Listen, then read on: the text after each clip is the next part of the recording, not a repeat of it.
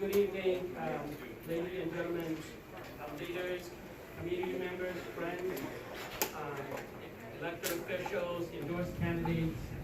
I want to thank all of you for being here this evening.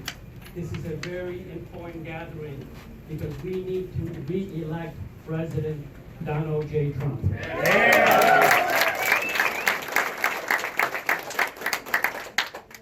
The Asian community is very important to the president. He knows that. He knows that he's going to need the Asian community in order to maintain the greatness of America. And he also knows that he's going to need the Asian American for him to be re-elected to maintain America as the most powerful nation on earth. And so I want to thank all of you.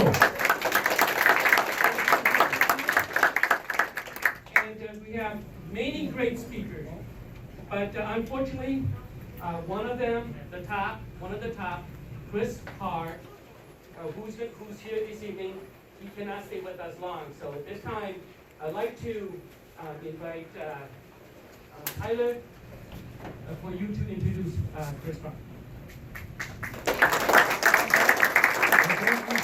Thank you all for coming today. We have 50 days left to make this happen. And we have moved the needle in this state. We're going to win this state, guys. For this campaign across the entire country has come here today. So it's my honor to introduce Chris Carr.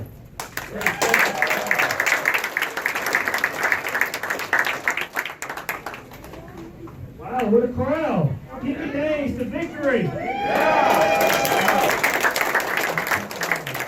This is a brand new people, brand new office here. Okay, well, we've been on the road, doing a lot of traveling, as you can see on TV. Last week, me and a couple of other staffers, we were in Phoenix, Arizona. And you know what? The crowd was diverse. The crowd, it looked like America. It was black, Hispanic, Asian. Do you know why it's so diverse? Because President Donald J. Trump represents all Americans. That's right.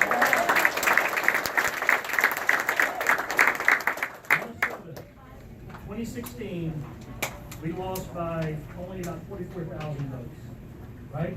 Very competitive state, and we weren't even here. There were no staff. There were no resources. There was no paid mail spent here. Nothing. And still came within 44,000 votes. Okay? Now you compare that to what happened in 2008 when McCain lost almost 300,000 votes. Romney lost by 220-something thousand votes. And President Donald J. Trump came within 44,000 votes with no staff here. Okay? Today, look at the number of staffers that we have in Minnesota. We have a huge staff here. We're opening up offices in every corner of this beautiful state. Why? Because we're going to win Minnesota.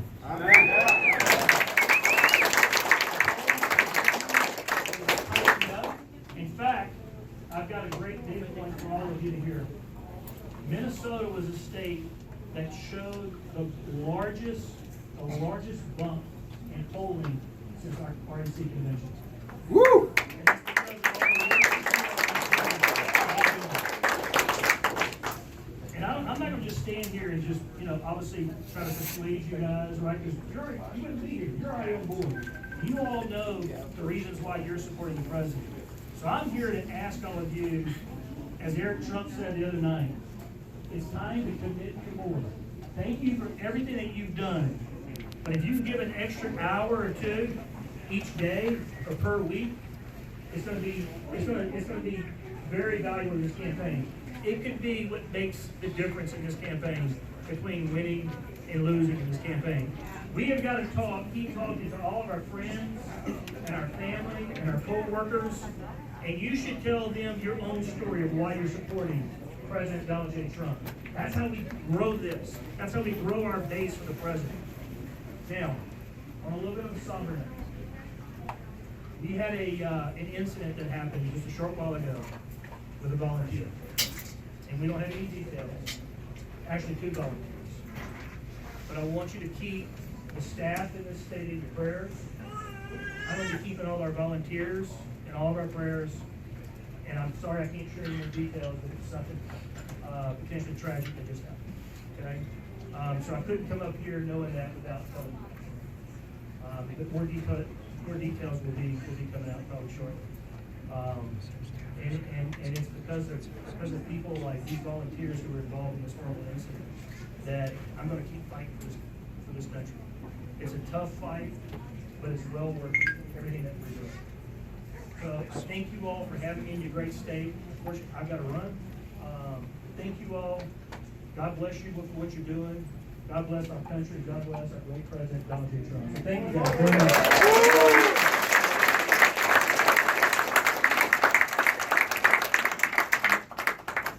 Next, we have Jennifer Carnahan, the chairwoman of the Minnesota GOP.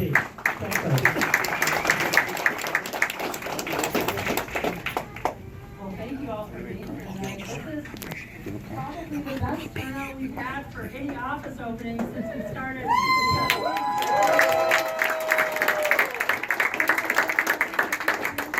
For those of you I haven't met yet, my name is Jennifer Carnahan, and I was elected as the first female and the first Asian American to represent the Republican Party.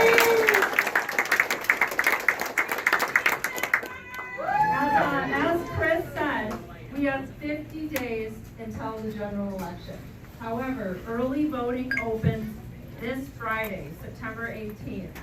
And we need to go out there and make history and say to the world loudly and say to Minnesota loudly, we strongly stand with our president, Donald J. Trump, and all of our other Republicans that are running for offices here. It is our duty to go out there and make history and flip Minnesota's 10 electoral votes. Let me tell you quickly why I am a Republican and why this particular election is so critical to all of us in this room. So for those of you that don't know my background story, I am from South Korea. On the day that I was born in 1976, I was found abandoned on the back doorstep of a rural hospital in South Korea next to a garbage can. And it was fortunate for me that the hospital workers found me, took care of me, and got me to an orphanage. And then 5 months later, I was very blessed to be adopted by my parents, John and Cindy Carnahan, and I came to Minnesota. And on that day, I became a proud American, a proud Minnesotan, and very, very blessed every single day I wake up to live in this country.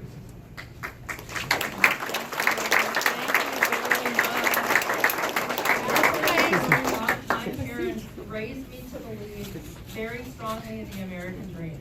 They instilled in me from a young age that if I was willing to go out there and put in hard work, it didn't matter what my background was, it didn't matter where I came from. Yeah, she's already But if I was volunteered for willing me, to go right? out there and work, and I don't think she can believed in have something, signs this anymore. country would allow me to achieve whatever I set my mind to. And that is why I'm a Republican. Because our party stands behind everybody, no matter their background, to achieve the American dream. Where the Democrats on the left, they want to put us into a little checkbox and tell us who we have to identify by what we look like on the outside, and then they cap us at you can only achieve this in life, and that's not what the American dream is all about. So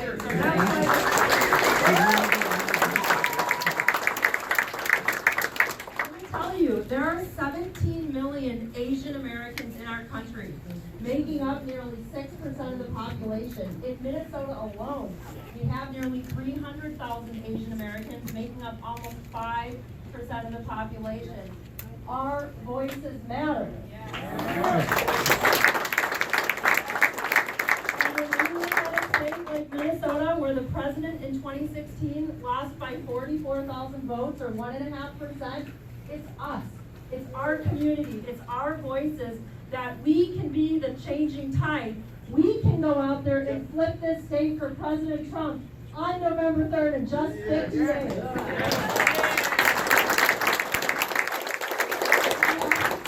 Special shout out to Shia, because Shia has been such a bright, energetic, vibrant voice in our party. He's opened up doors for us that we haven't known existed. And even though the primary didn't turn out how we wanted, you know what did happen is we were able to turn around the next day and say to Shia, we need you to come to work full time for the party and campaign and make sure we keep that momentum going, because that's how we're going to do it in Minnesota, in these areas that have historically been very difficult for Republicans. So again, we thank you all for coming. I know everyone here, and this is where you guys are so important, you each have a story of your own. You each have a journey and a path that brought you to America, that brought you to Minnesota, and that is causing you to sit in this room tonight. My sister, also adopted from Korea, her husband is from Laos, and his parents fled during the Laotian War when they were pregnant with my brother-in-law. They fled across the country barefoot while bullets were being shot at their head, and they made their way to a refugee camp in Thailand and resettled here in Brooklyn Park. And now my sister and her husband have 3 beautiful children. But everybody in this room, you have your own stories, and it's us getting out there and talking to voters and sharing our personal stories and why we are supporting our president and other Republicans. That's honestly what's going to make the difference, because it authentically touches people in a meaningful way. And so we need all of you over these last 50 days to step up and help us, because we can do great things, and as we all know, we have to fight for the American dream for the next generation. So thank you very much.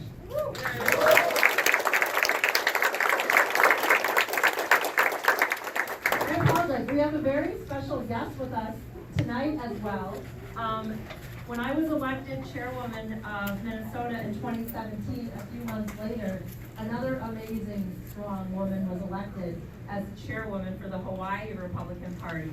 She serves our country. She's become one of my dearest friends that serves as state party chairs, and she flew all the way to Minnesota to be with us here tonight. Wow. So I want to introduce Hawaii Party Chairwoman, Sherlina Osprey.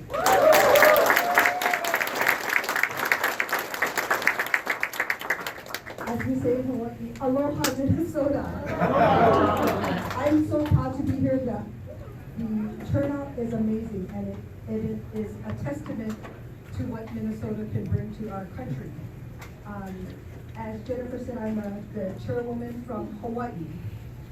My parents are immigrants from the Philippines, and they immigrated to Hawaii, and I was present at my mother and father's citizenship ceremony.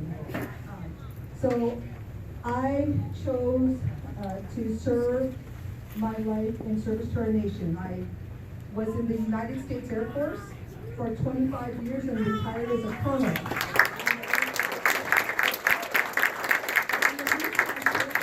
Because it is so important for us, from wherever we come from, to be in service to our nation. And this is a community that I know understands how hard it is to defend the nation, to defend where you came from.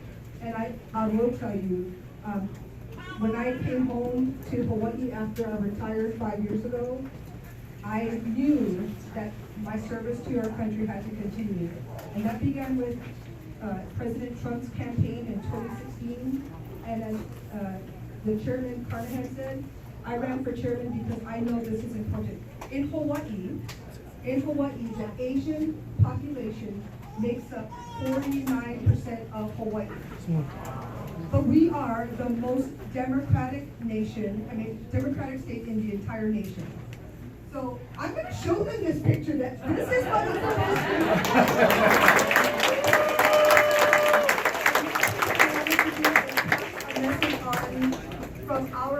From your Asian brothers and sisters across the Pacific, we are rooting for Minnesota. I call your chairman all the time and I say, how's Minnesota doing? We're cheering from afar, from across the ocean, and here we are in the middle of the Pacific, the nations that are really closest to where we're all from.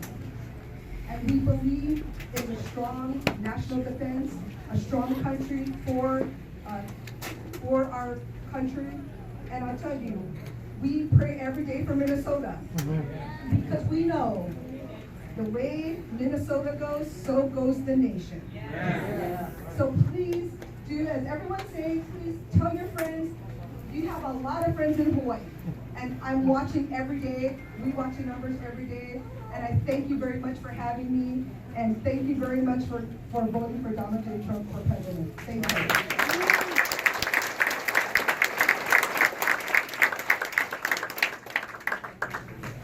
I just have a few people to thank for bringing everyone together this evening for this grand opening. Actually, Alexandra, deputy, running for Senate in the district. Alexandra, where are you?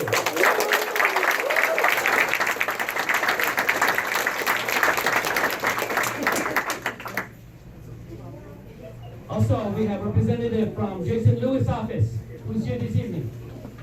Jason Lewis.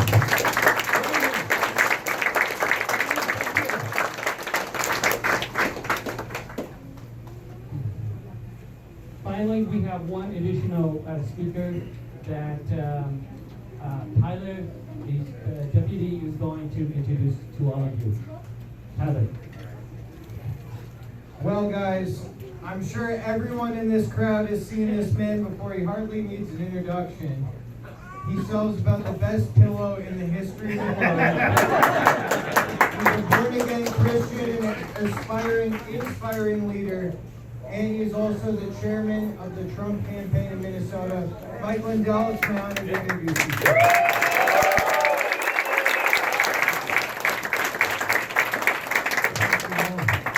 It's an honor to be here speaking before you. I have, of all my employees, 1/3 of them are Asian Americans.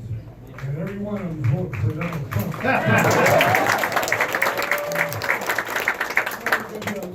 A little background here myself. As you know, I grew up in Minnesota. I was born and raised here. I didn't think politics mattered. I was an addict. I had spent a lot of time on the streets of St. Paul and Minneapolis.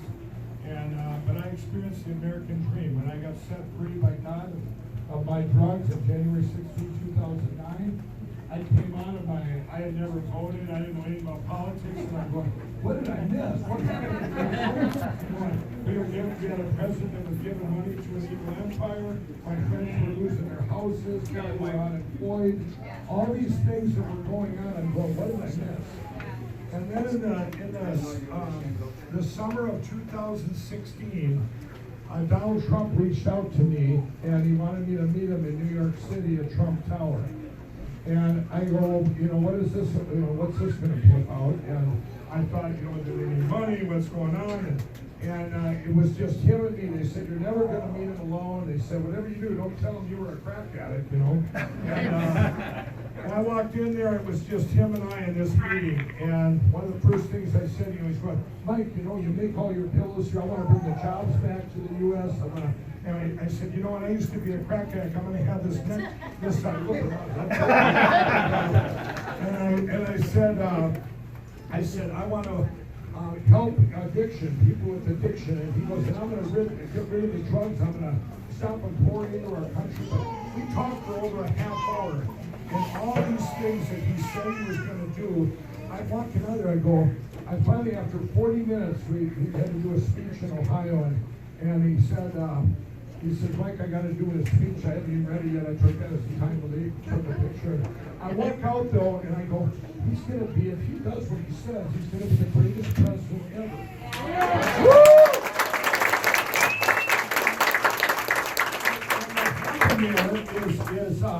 What happened, I'm going, did I just, he had no agenda. It's like talking to your best friend. His heart was to help people. I've met many people in my life, from all walks of life, and it was just genuine. I walked out though, and I talked to so many of his employees, and said, just really said, yes, he's the best boss, the best leader. And each one of them had an individual story, how he had personally helped them out. And I'm going, wow. So I get back here to Minnesota, and I wanted to tell the world about it here in Minnesota, what I had just seen. And the press, I put a press release out to the press here in Minnesota that I had met Donald Trump. And you know what? They didn't reach out to me. Normally they say, if I tell them anything, they want to know the story.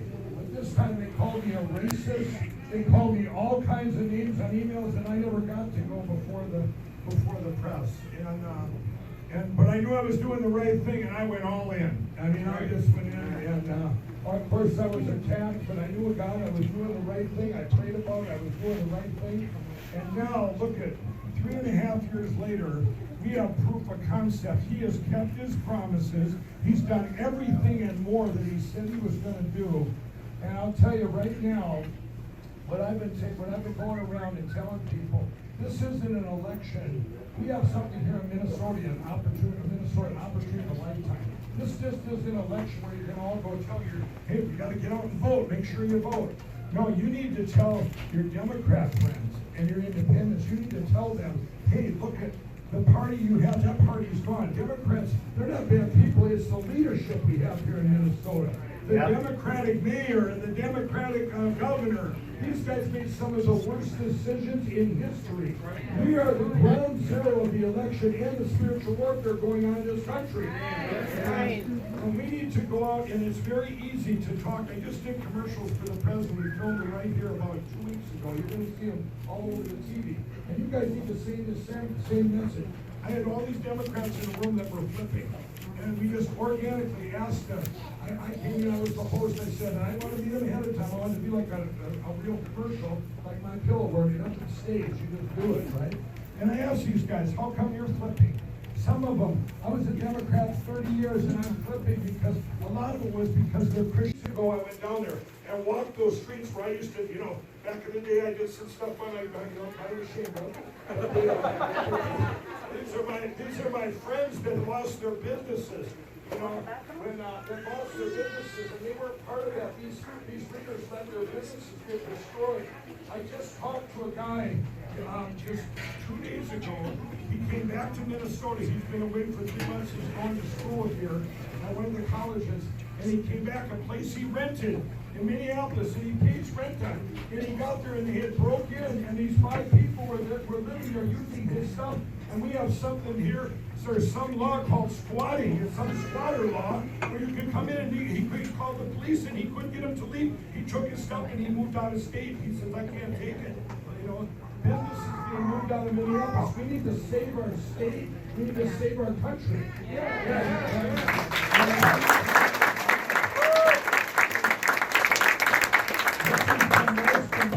Election in history. We're voting for future, but we're voting for right now too. And we have advantages. We have a couple advantages. It all started here, these terrible decisions. So it's easy to tell people, look at what bad decisions that leadership can do and how politics can affect us all. And then we also have a congressman, Ilhan Omar, that wants them completely out of that all the time they go, you guys got to get rid of her. How does she ever get voted in? Well, you know what? Right now, she's a good example of what you don't want, so we got her. It's easy to tell once again. People that are Democrat, they don't want that kind of leadership, this radical socialist.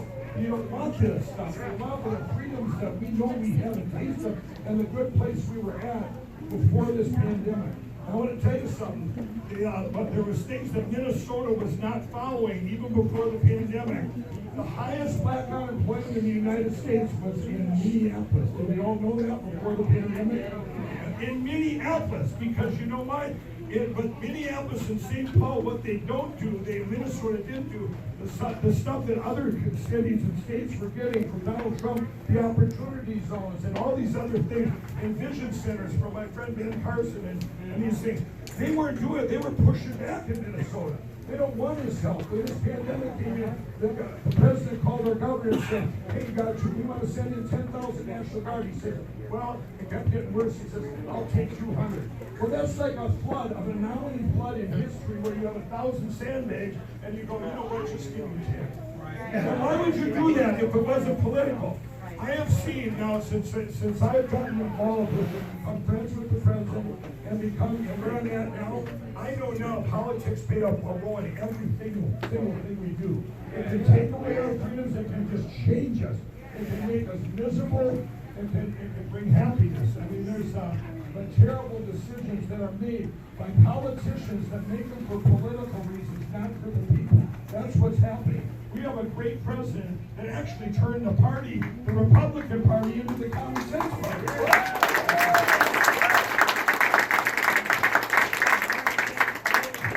So what you guys are doing out there, and I'm just saying, if you could bring that message, right now in this election, we have something we didn't have in 16. We have proof of concept. We have proof of what this president can do in this administration, what great leadership can do. It should be very easy in Minnesota. I don't care who you're talking to.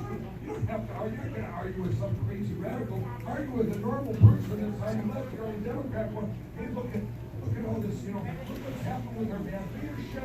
Look what happened with our lives and how our lives improved on things that are made in politicians. And we have a great businessman making great decisions for our country and for us every day. And I will tell you this, I know him personally. Every decision he makes is made without politics in mind. It's what's going to help the people. And every people. And every single person. And it saddens me when they call names racist. But they did it to me. So, if they did it to me, it can happen to anyone. I was just attacked on a news station the other day. I won't name no names, but it was CNN. And they came after me, 24 men say attacked me because I'm friends with the president and I'm backing him. And it doesn't make sense. I'm going, what did I do? Because I believe in what I believe in? I don't badmouth them. Big start.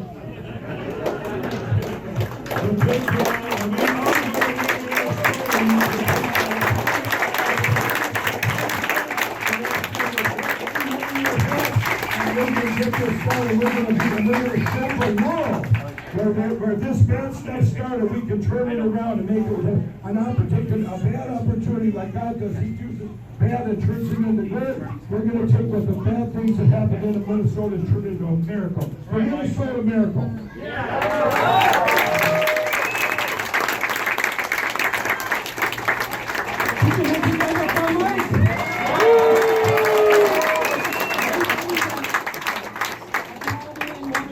Tonight, they want a photo with you because we're all sleeping on your pillows. Please stand as long as you can so we can take a picture of you. These photos in the back is what the Asian Southeast Asian community has done.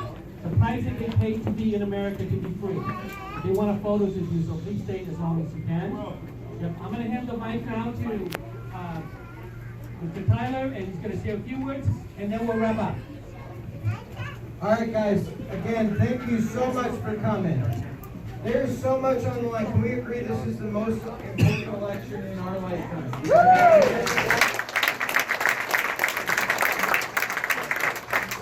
to live in a country where we are paying 90% taxes. Do we want to live in a country like that? No! We want to live in a country where basic freedoms are on the line. That's what's on the line this election. The other thing that's on the line this election cycle is whether we're going to bend our knee to that flag when they're giving the national anthem, whether we're going to bend our knee to angry mobs, or whether we're going to choose to bend our knee before Almighty God. And I will tell you, that is the only time I will ever bend my knee. So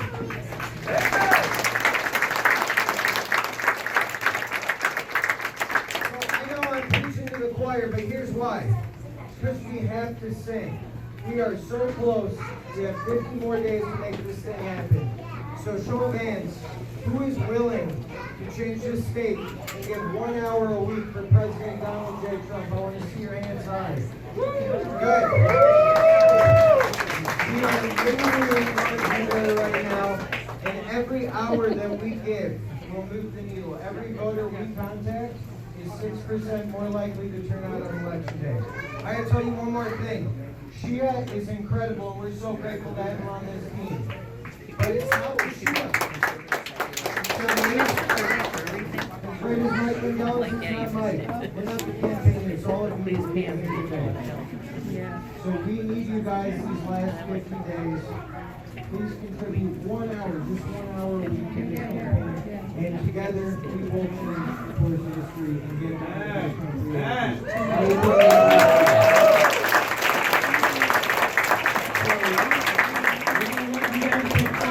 But I have a few words to wrap up. We cannot win if you do not help us. Okay? We have to carry this momentum into action. And so all of you should register your name, your address, and your phone number. If you cannot stay and help tonight, we have 50 days.